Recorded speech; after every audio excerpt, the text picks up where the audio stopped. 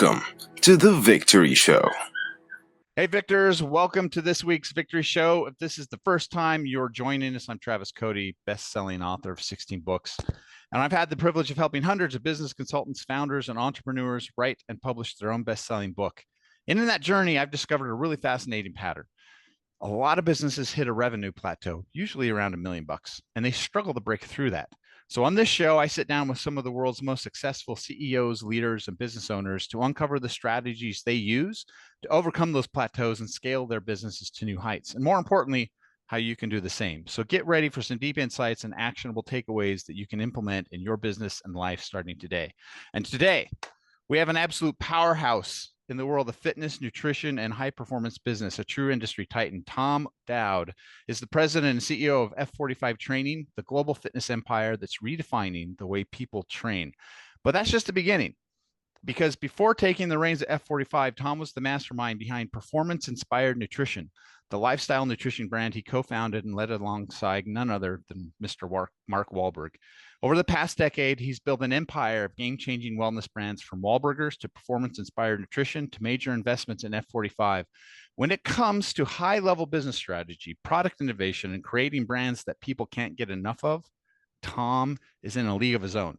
With 25 years at GNC, where he played a key role in taking the company public and shaping the sports nutrition industry, Tom has been setting the bar for success for decades.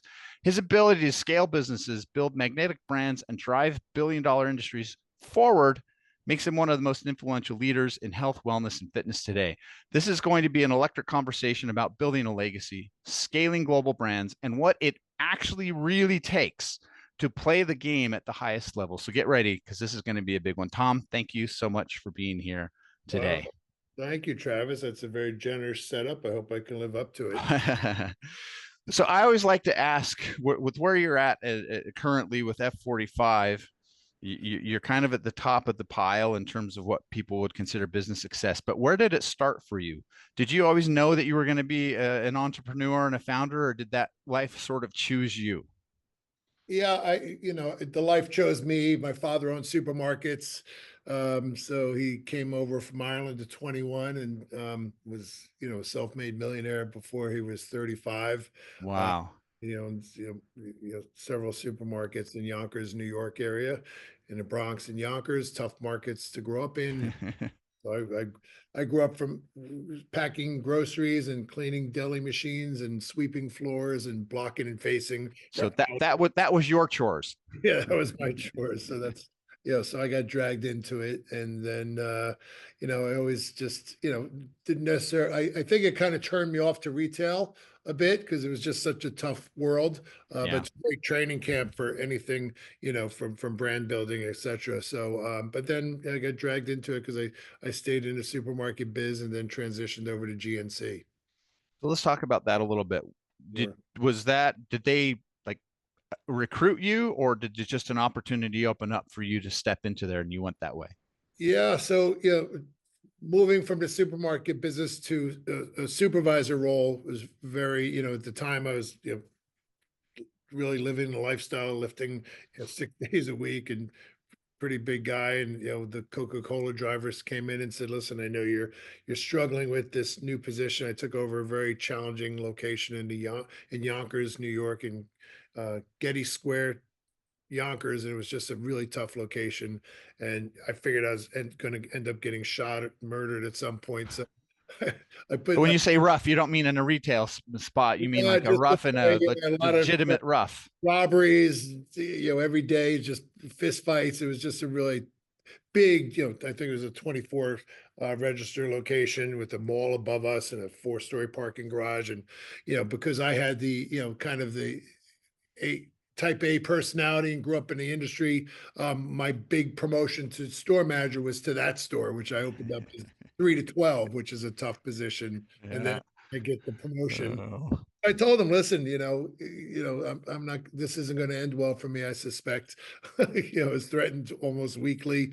Anyway, that kind of sparked the conversation to Coke Jar. I said, listen, I deliver, believe it or not, Coca-Cola to a GNC in New Rochelle, New York. You should, they're looking for supervisors. And just on a whim, I just kind of went home on a weekend and typed out a resume on a Brother P Touch, which is like a no typewriter, Yeah. computer to set up. It was one of the first typewriters with the view screen, right? Right, Yeah. exactly. Sent it out, not really, and completely forgot about it. Thought it'd be cool to kind of work there. You used to go to GNC over the years in the mall and stuff, and forgot about it. And then one day I got a call, and next thing I was sitting in a New Jersey diner, and the person was almost an hour late, believe it or not. um, you know, who he ended up working for me. But and I got up three times, literally, no exaggeration, to leave, and something kept pulling me back to sit back down, and change my life. I ended up getting hired. It was really bad experience from a hiring standpoint. No support, no communication. GNC was a small company then with less than 800 locations. We grew it up to 8,600 in my time there. But just terrible. And my father, great advice he gave me. I called and was complaining. He said, "Listen, if you think you're that good and they're that screwed up, you'll be a superstar. Just hang in there and work through it." And I did. I mean, I was really just hating it the first year, and the fact I stuck it out, obviously worked out well for me. So wouldn't Well, change. what's fascinating about that journey is that you're essentially coming in at the ground floor, right? You're the boots on the ground, and so you're seeing the impact of some of the upper decisions that are completely disconnected from what the reality is. And so and what you're saying, or I worked in Hollywood for a little bit, and in the writing space, they purposely, when you get in as a writer, like the first year and a half, they make life miserable. And the whole point is like, can we get him to quit before? And if you can survive, then they're like, okay, let's give him a promotion and make him a staff writer, and we'll move up. So They weren't that maniacal or smart then, but that's actually played into surviving three leveraged buyouts, foreign ownership, and taking a company public. so Because you survived 3 buyout, leveraged buyouts when you were with GNC. right? And Wow. that is, surviving one is, a feather in your cap. And I have plenty of battle scars, but it's all learning. But no, they were just very unsophisticated. Um, like I said, they were not anywhere near that. Well, it started as a family store, right? Well, GNC Yeah. started as a yogurt store called Lax Zoom here in Pittsburgh, Pennsylvania. So I was lucky enough to be there right before the transition. And this is where you learn a lot about branding and strategy. They moved from a health food store with tons of food, raisins, and just foods piled up everywhere. Very small on the sports nutrition and supplement line was there, but just real quirky supplements. And then Jerry Horn came in and he came out of Sears and transitioned the company from a health food store, quote unquote, to a supplement. Sports We really nutrition. expanded sports nutrition. We really expanded our line of supplements under the GNC banner. Really started working closely with other national brands, and we minimized the low margin food business and went into the high margin supplement business. So I was there through that Through that transition. all the line reviews and just the strategy. And that was just really an exciting time to be there. And we're also then, right about then, the world was really taking notice of healthy living. So we were there transitioning right at the right time, take advantage of that. And then we grew. And then as I worked my way up, the only top executive to actually run divisions and come out of actually running divisions, which is critical because you have such a different insight as to how to get things done and what it takes to get things done, which is add a lot of value to my position as I end up taking, pretty much every department in the company. You really just understand, how important it is to have firsthand knowledge of these things. But we definitely were in the go-go years. At one point, we were up 3 to 5, stores a day for a while. So massive growth. That's when they were building, strip centers like crazy. Malls were still banging away. Strip centers, then it morphed into lifestyle centers, which has more of a call it we used to call them the fountain effect, where you had fountains and just beautiful, locations. So we Yeah. really took advantage of all that real estate. So when you started, there was 86 stores, and by the time you ended, there was Under 800, 800. 8,600 stores at our height when I was there. So big growth. 2,000 franchise locations, manufacturing business. I think at our height, we were in 70 countries. Yeah, so it was, a lot of complications, a very complex business. You have, call it 7,000 SKUs per store. Every one of them is dated. Vitamins and proteins all have Yeah. different and Expiration dates. yeah, the dates, yeah, expiration dates. You also have, laws you have to abide by country, for, every ingredient profile has to be different, silly thing. Mexico has stevia rules, and so, which is a sweetener, a natural sweetener. But yeah, so Mexico has stevia rules. actually, we cannot send our performance inspired protein as it sits today with the stevia content that it has. We're over by a minuscule amount. Believe it or not, Mexico, which you could argue has a government, has pretty strict regulations when it comes to, I guess, sports nutrition or food in general. That's interesting. Yeah.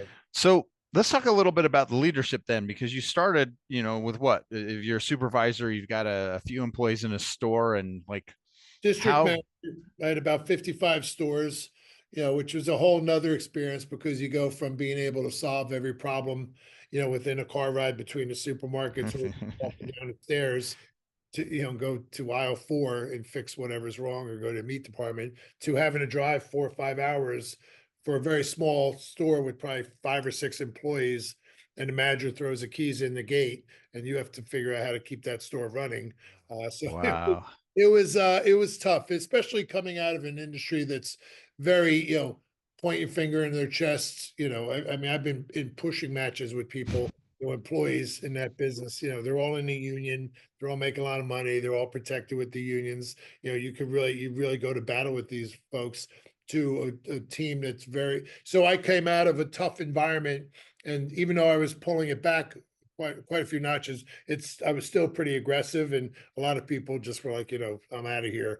I mean, I was walking into stores that were just an absolute disgrace by pretty much anybody's standards. But once I got everything fixed and worked through the painful cycle of replacing people and getting back on track, we went from literally last place to first place in 4 months, which is pretty epic, Wow.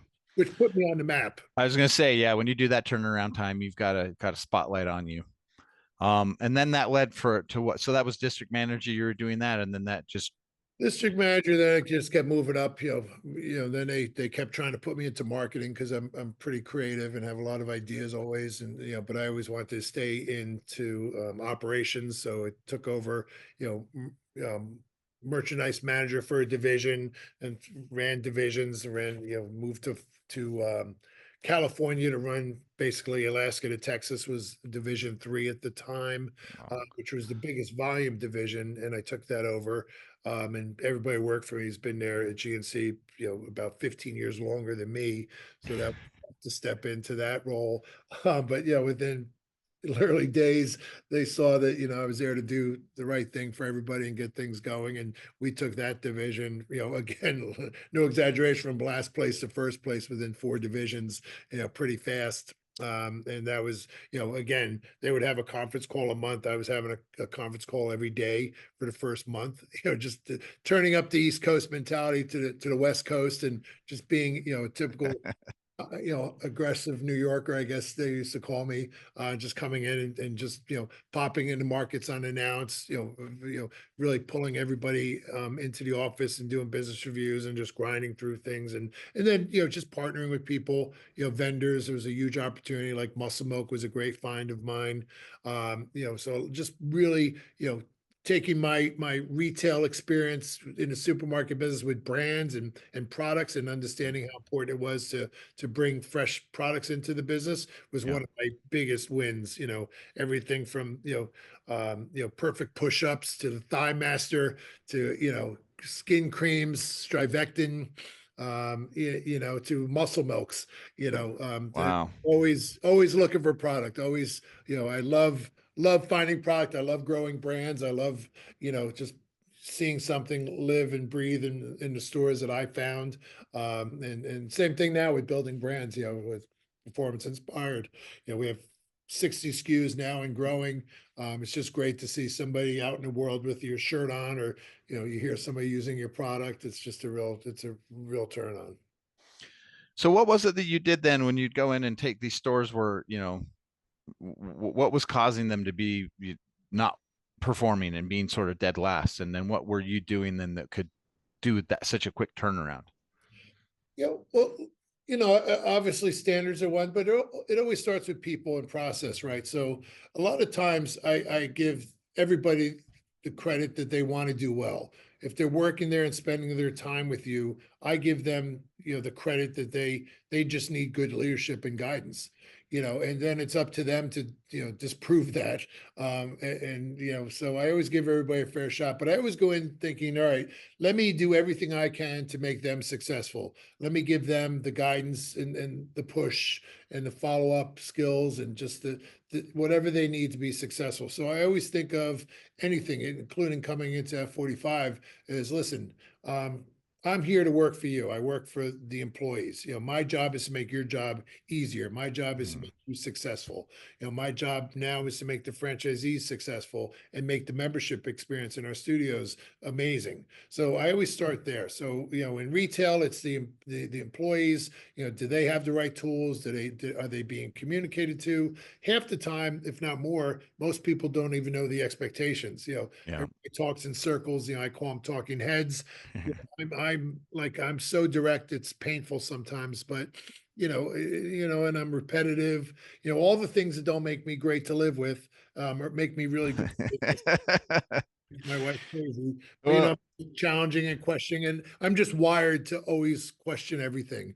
And I'm also wired to always try and find, any thought, how do I take it to the next level? Or, you show me a font on something. Oh, how would that work here? I love that.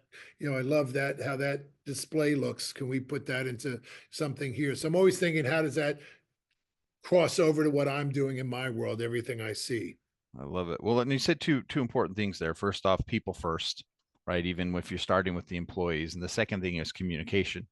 And yeah, I was in the corporate world for the longest time, and 90% of the problems is just because the communication from the top wasn't being effectively communicated. So you have people on the day-to-day dealing with customers going like, why did we just make these changes and it makes no sense, and the customers are hating it, and we're trying to tell people the customers are hating it, and sometimes it would take 2 quarters and they go, why did our profits just drop by 30%? Why did our customer complaints go up by 80%?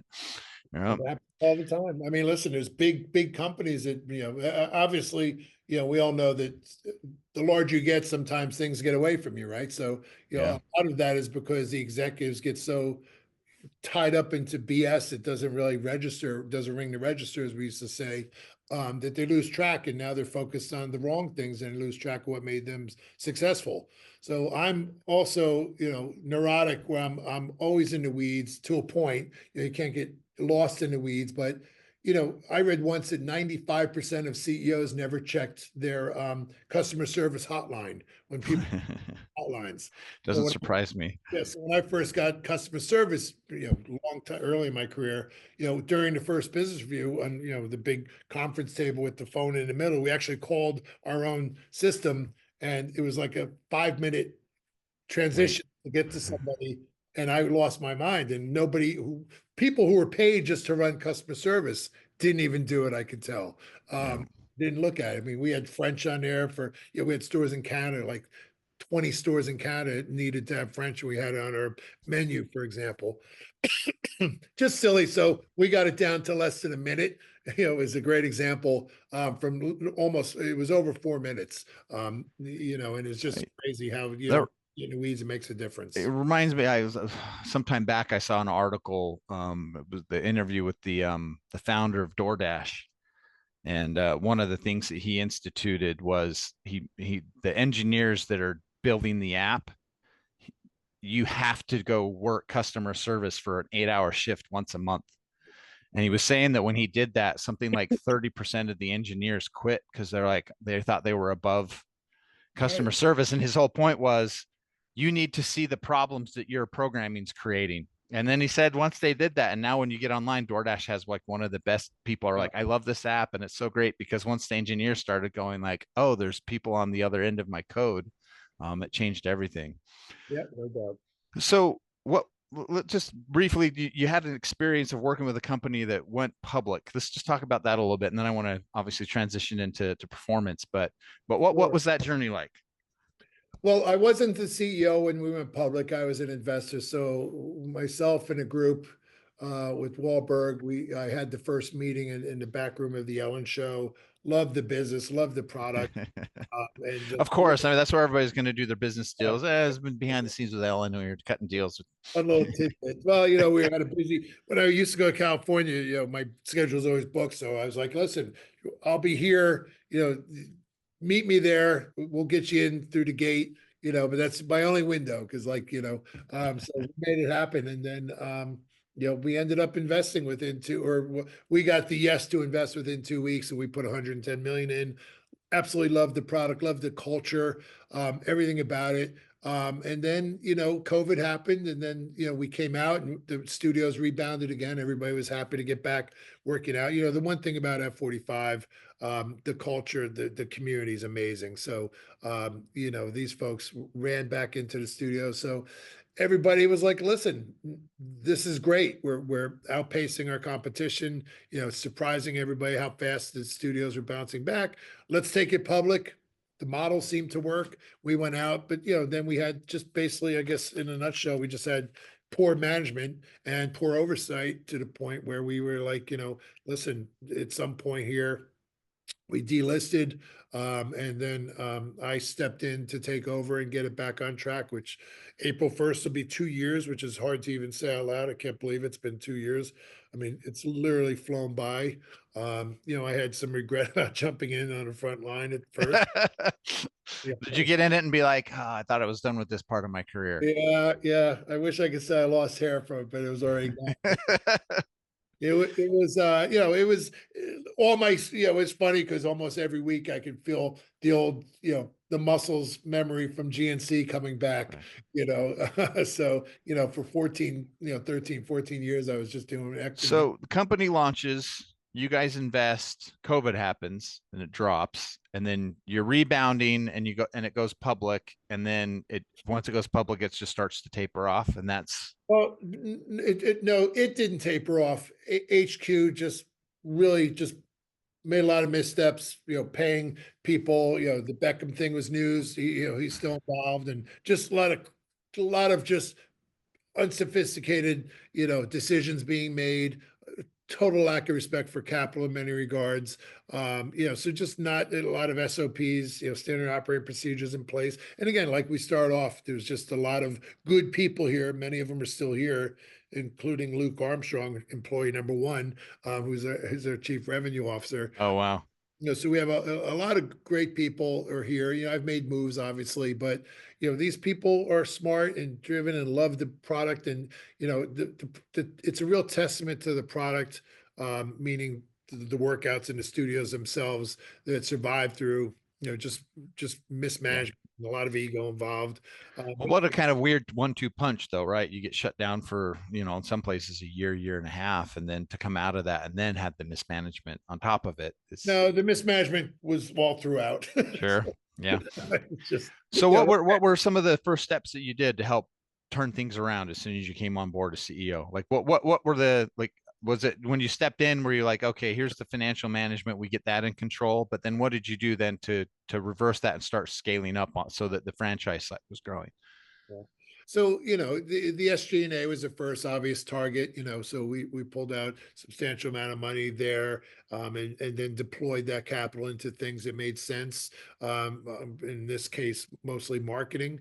So, we went after fixing the website. We, focusing on communication with our amazing membership group through, weekly communication and blogs and SEO, and just focusing Comes on back to that communication thing again.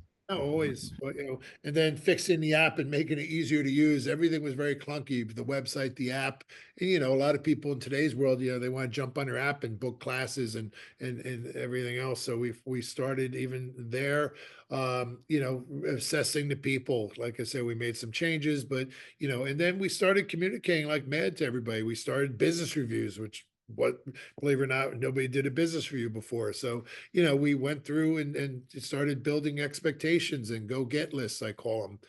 And then started utilizing, what an amazing brand we had, like, and how do we maximize that? And then most importantly, I put us in the Pilates business. We have high intensity interval training with F45, which continues to be on fire. That's a huge market and growing still. And then, we have Pilates right there, and we owned two great concepts.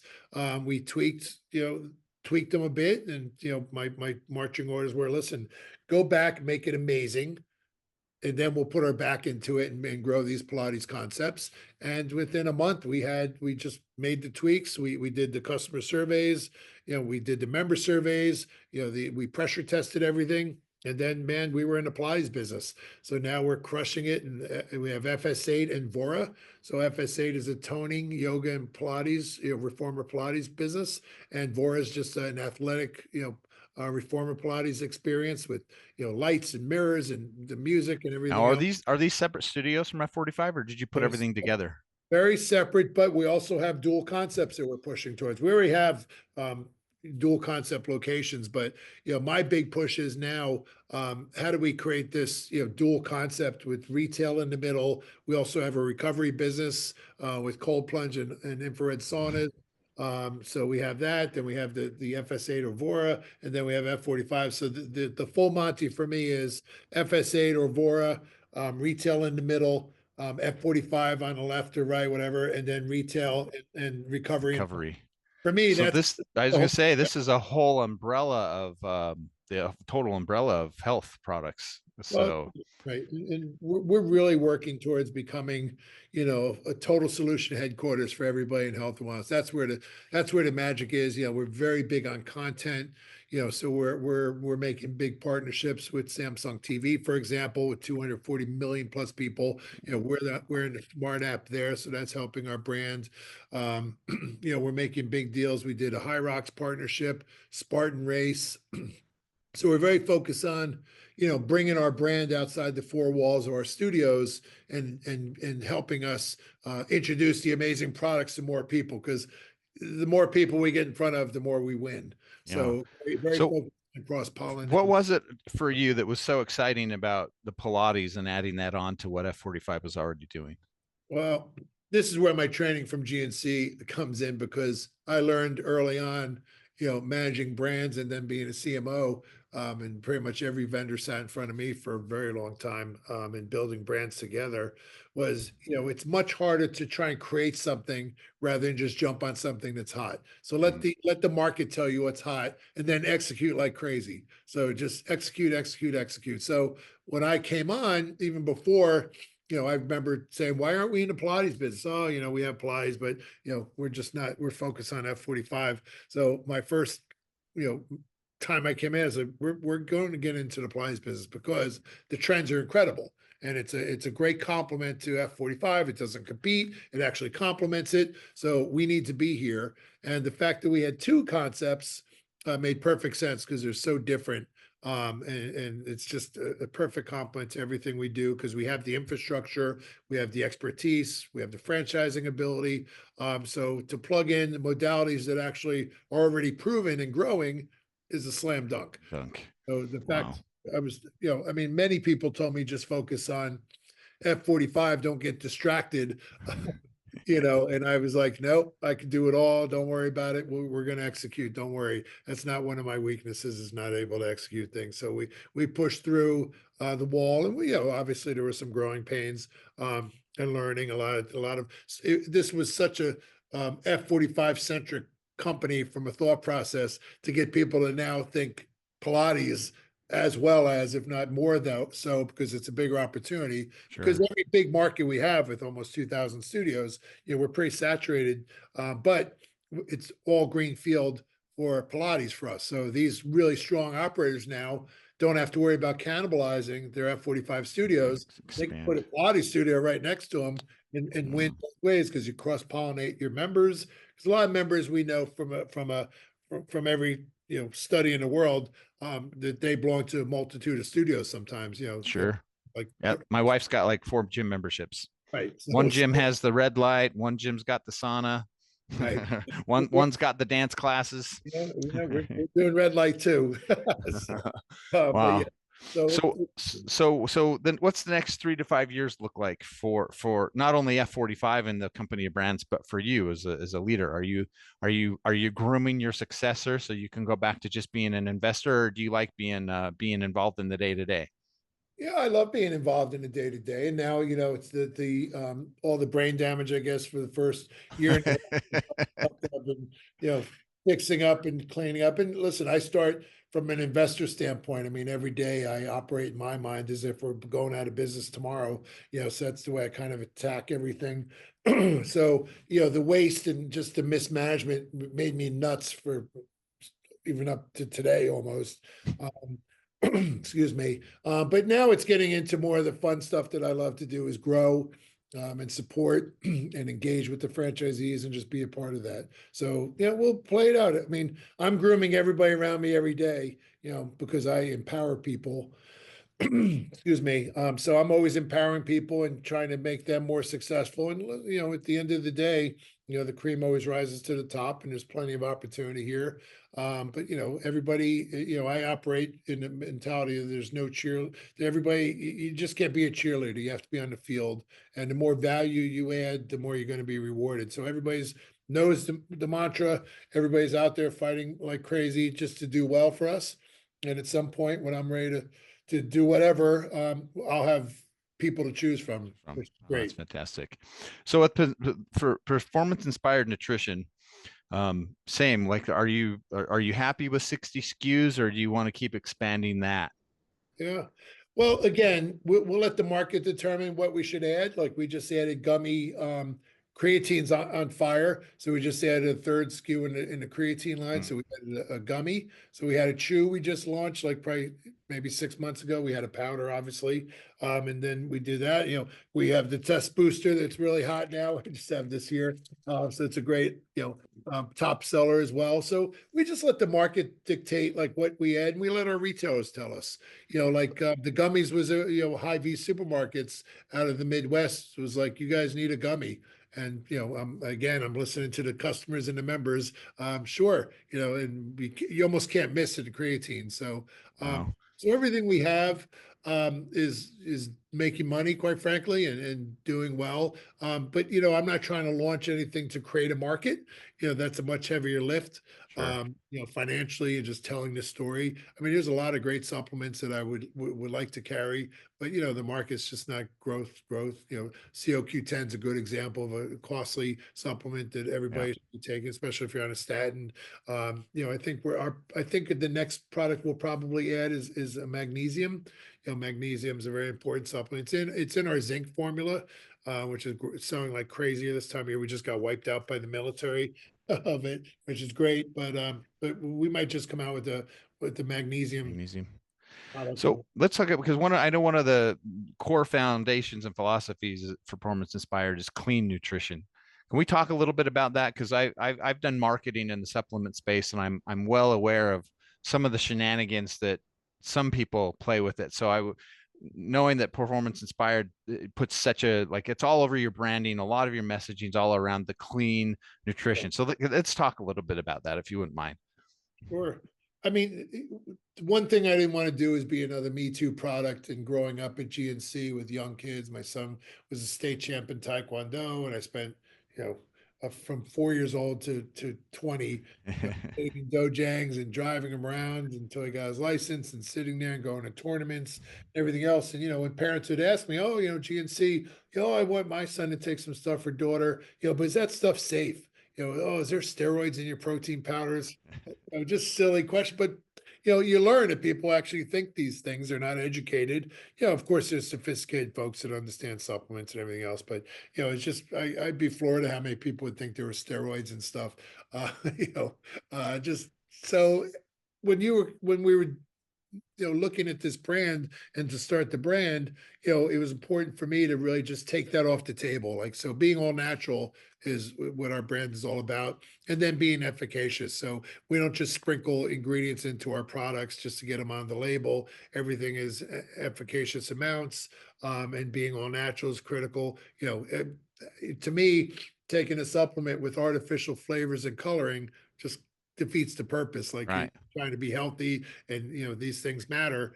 Now, in the category which is double-digit growth for almost 20 years, the natural clean products are the fastest growing for years. Sure. So, it costs more to make. It's 10 times harder to formulate, because, to dump in a cap full of artificial flavor, for example, to cover up the active ingredients in like a pre-workout, for example, is easy, right? Yeah. To actually put natural flavors in, we have to put real chocolate in, we have to put real vanilla in. So, when vanilla went crazy cost wise, like, we had to take it on a chin because I couldn't just plug in that to the retail sales. Yeah. But if you hold true to it, there are customers that appreciate it, and our customers love our products.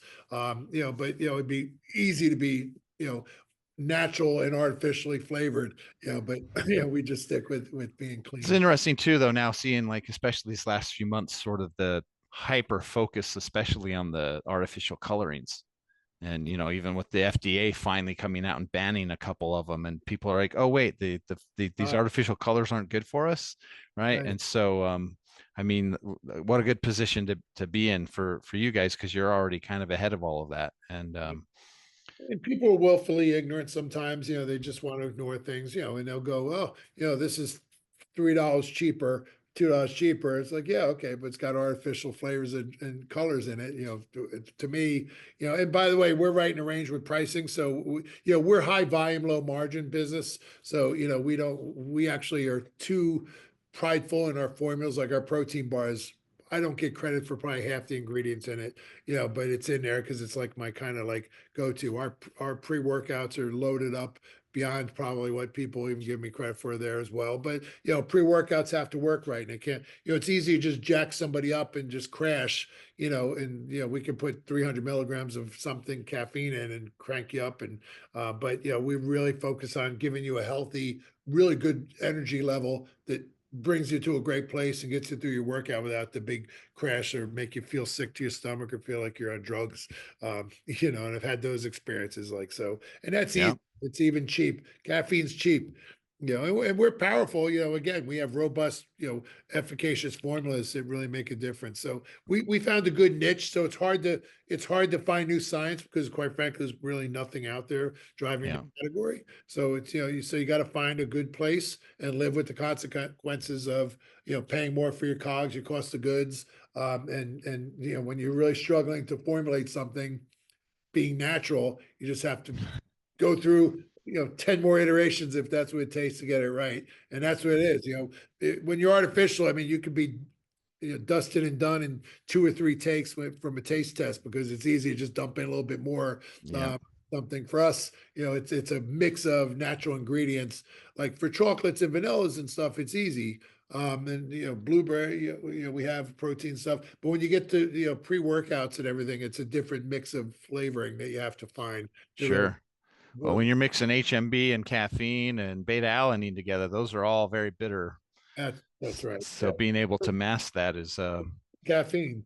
So yeah, it's tough. But listen, we're it's working for us. And it's just a great place to be. It ties in beautifully with everything we're doing with F45. So at some point we'll have that a big part of our business at F45 as well, because obviously the studio owners want to have a sure. go-to choice of lifestyle products, which is what we are. We're not what we used to call the meathead products with just crazy stuff that's overdone or under dosed on certain things, to get them on the label. There's a brand that I could think of that's sold to the Chinese group out of Canada that was famous for that, sprinkling in everything and have 30 call outs on the front label. Yeah. All Yep. doing The infamous proprietary blend. yeah. Well, sometimes that's as long as you keep it to 2 or 3 mixes in there. But yeah, when people are mixing in the whole formula and just Yeah, 37 ingredients in their proprietary blend that's 2 grams. right, the game. Yeah, we Yeah. don't play the game. All right. So if I always like to end every conversation with 3 questions. So we'll wind down here. I'll ask you these questions. If you could go back in time and give your younger self one piece of advice, what would it be and why? Uh, Probably not be so headstrong and opinionated. In other words, I probably should have kept my mouth shut a little bit when upper management people, which ended up being my strength, but I paid the price. It probably cost me millions of dollars with one ownership group when he was breaking my chops at Oakmont Country Club, and I went back at him, and his whole team was like cracking up, but they're like, "Oh my God, Tom!" I can't believe Tom said that. But I'm kind of like, "Hey, listen, I'm just." I could be a bully like anybody, and I grew up in a tough market. So for me to just bite my tongue, I probably should have done it that day, looking back. But listen, we just got done golfing, and we were relaxed. And turns out he was pretty insecure about his height. Probably Oh should no. and beat him up pretty good with the Frodo ring joke. Kind of floored everybody, and they were just dying. But it cost me literally probably a couple $1,000,000. Oh, ouch. All right. Yeah, that's a good one. So what belief or mindset shift have you had over your career that's had the biggest impact on your success and more importantly, your happiness outside of work? Oh, that's interesting. That's a kind of a two-tier question. I guess I'll start with the last part. The happiness outside of work is not be so critical around everything in my personal life that doesn't quite really matter that much. So in business, I believe it's 1,000 little decisions every day that make a difference, and it all adds up. So I'm always attacking and challenging every little thing. In my personal life, kind of trying to put that in a different compartment and letting things get by me that normally would make me insane. Sometimes I just kind of get past, fighting with my landscaper, or, overlooking something my kids have done, or my wife, even, or whatever, just kind of going with the flow type of thing. I've gotten better. I'm not perfect, but but I work at it. So that's Sure. kind of has made me happier and You made know, certain people around me happier. yeah, well, that's a big one. I think it also comes with age, right? So I have an older brother, 2 years, and then my younger brother and sister are much younger than me, 11 and 14 years younger than me. So it's the same parents, just ended up having kind of two families. But I remember when I was in my 30s, I came home and my 15-year-old sister did something that I had done in high school, and I had gotten like, back of the hand and got grounded. And so being the mature 30-year-old person that I was, I immediately ran to my dad and was like, "Dad, what the hell? Look at that." And I'm tattling on my sister. And I remember my dad was reading the paper, and like he flips the paper down and sees what my sister does. And then he just looks up at me and he's like, "Yeah, I just don't care anymore." And then he went back to read the paper.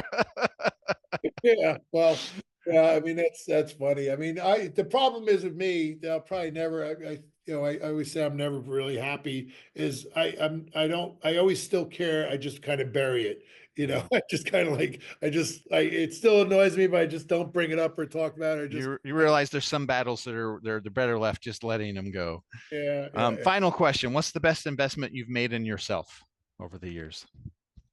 Oh, I guess my, I have a crazy insatiable, reading, and just so curious, so indulging in that from an early age, constantly reading. If I was in my home office, every book in my office has been read, multiple times. I'm always reading, I'm always busy. I'm just never happy just sitting anywhere and not doing anything. I'll sit on a plane and somebody sitting next to me just looking out the window for 3 hours, and I've ripped through, half of a book and 5 magazines, and online. Like I'm just always like reading, and I'm always, and always been very curious. A lot of parents when their kids are young, always so curious. I mean, I lived it and breathed it. Like I was always like digging into things and trying to find out things. So, and that's, it's probably not. The most comfortable way to live your life, because you're always trying to figure out, like, just weird, like even when somebody dies, like at an earlier age, like I'm dying to know how they died. Like it kind of crosses over almost anything, and but it also in business, like when somebody's successful, I love to find out how they did it. Fred Smith, I have a picture behind me here. I sat in a Super Bowl box with him, and I was thrilled. So I went with Wahlberg, and we had, just great people with us, other celebrities. And I was just so excited to meet Fred Smith, who started FedEx, if you didn't know, Yeah, I knew who he was. for the listeners who didn't know. But, Yep. but just so cool for me, like just out of my skin, to a point, like it annoyed everybody around me because I was so. You're geeking out over the business titan. I mean, what a great story. And to me, that's like, those are my celebrities. Like if you get paid to be an actor and read other people's work and listen to what another person tells you to do, like that does, big deal. You can catch a baseball or whatever. Okay, great. But people that do business stuff and create big businesses, I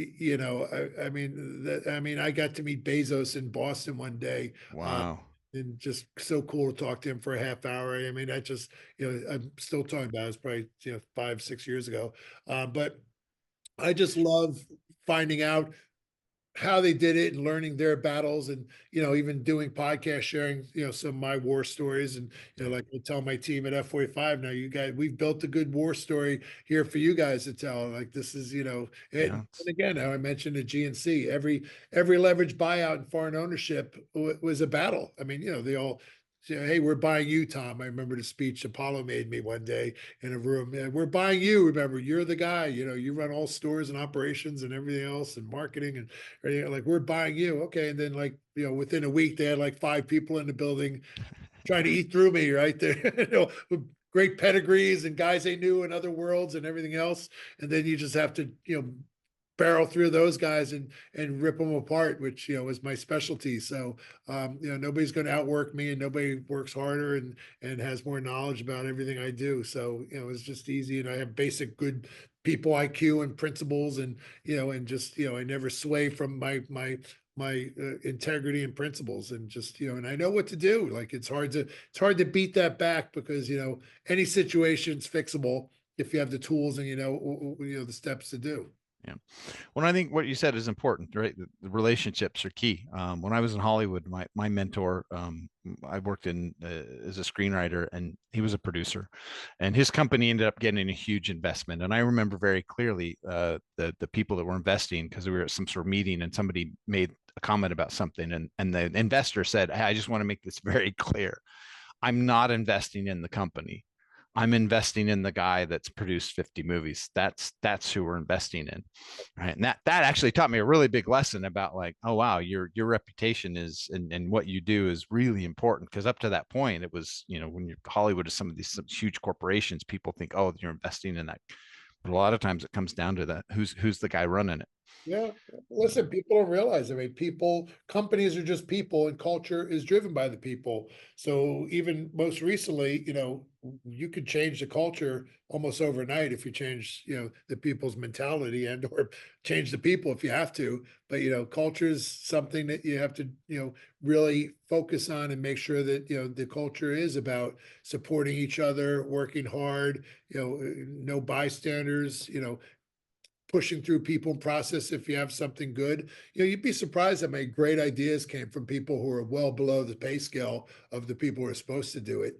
There's great examples of like post-it pads, for example, by a secretary. One of the Monkeys' mother, the band The Monkeys, his mother, I forget which one, I should remember. But there's so many great examples of people that had great ideas, who, a lot of arrogant people above them, oh, he or she is just such and such. But I'm all about, listen, everybody is important in this organization because you're all putting in your time in. And I quite frankly believe that the younger junior people have more invested in the company, because that's who are trying to grow their career and business with their life with you. So you need to give them as much horsepower and opportunity to grow, more so than the people who've already kind of gotten there.